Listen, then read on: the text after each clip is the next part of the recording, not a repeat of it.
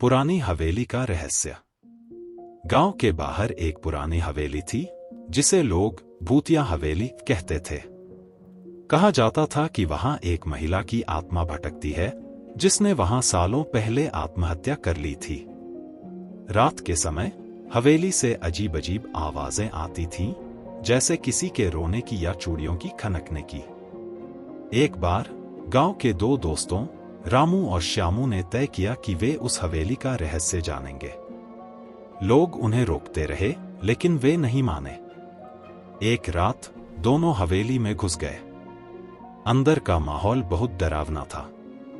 दीवारों पर पुराने चित्र लगे थे जिन पर धूल जमी हुई थी। हवेली में चारों तरफ अंधेरा था, बस उनकी टॉर्च की रोशनी ही थी। जैसे ही वे हवेली के अंदर गए, उन्हें एक कमरे से चूड़ियों की खनकने की आवाज आई।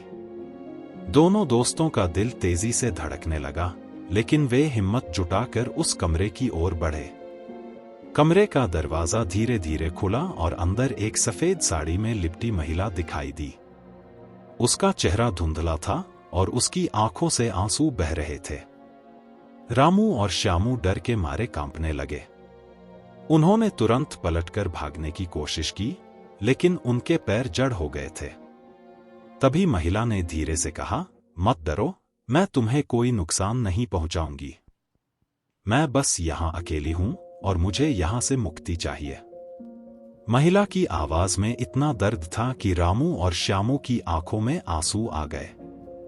उन्होंने उससे पूछा कि वे उसकी कैसे मदद कर सकते हैं।